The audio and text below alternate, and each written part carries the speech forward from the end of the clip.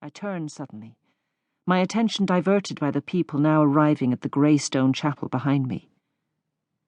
It is a short walk up the hill from the car park, and I watch with curiosity the mourners dressed in black, making their way up the path like a solemn line of moorhens. Our home is situated outside the village of Ballymuldoon, which boasts a much bigger church. But there is something special about this weather-worn little chapel, surrounded by ancient gravestones and shrouded in myth, which has always enthralled me. Legend says that it was built in the 14th century by a young sailor for his deceased wife, so that she could keep watch over him while he went to sea. But the headstones have all been eroded by the elements, so that it's impossible to read what was once carved into them. I like to think that the gravestone at the far end, closest to the sea, is the one that contains the remains of the sailor's wife. Of course she's not in there, and never was. Just her bones, discarded along with the clothes she no longer needed. But it's a sweet story, and I've often wondered what happened to the disconsolate sailor. He must have loved her very dearly to build an entire church in her memory. Will Conor build a church for me?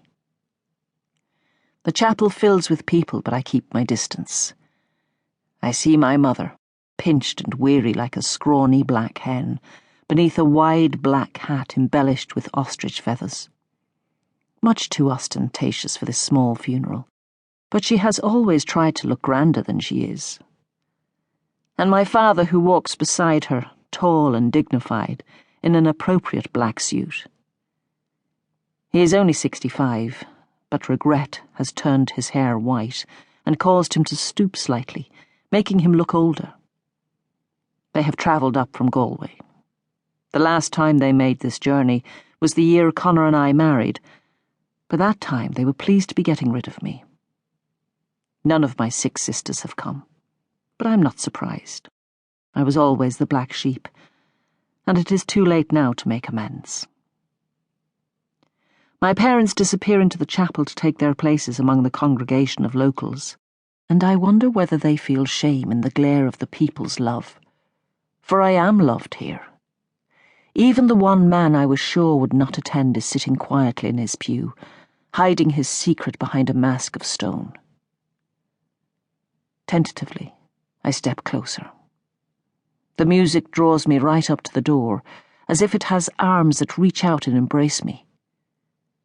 It is an old Irish ballad I know well, for it is Conor's favourite, When Irish Eyes Are Smiling. And I smile sadly at the memory of those helicopter journeys from Dublin to Connemara, when we'd all sing it loudly together over the rumble of the propellers. Our 2 small children with their big earphones on their heads, trying to join in, but unable to get their tongues around the words.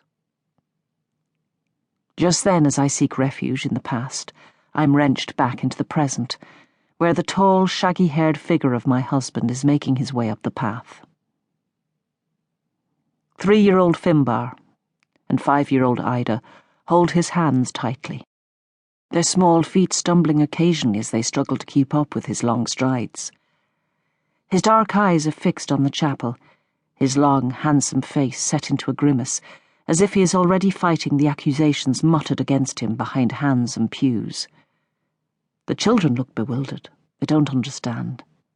How could they? Then Finbar notices a black-backed gull on the path ahead, and suddenly drops his father's hand to chase it. The little boy flaps his arms and makes a whooshing noise to scare it away, but the bird just hops casually over the grass, careful to maintain a safe distance. Ida says something to her father, but Conor doesn't hear. He just keeps his eyes focused on the chapel in front. For a moment I think he sees me. He's looking directly at me. My heart gives a little leap. With every fibre of my being I want to run to him. I want him to enfold me in his arms like he always used to. I long for his touch as life longs for love. But his expression doesn't change, and I retreat back into the shadows. He sees only bricks and stone, and his own desolation. The desire to gather my children against my breast propels me into hell, and I realize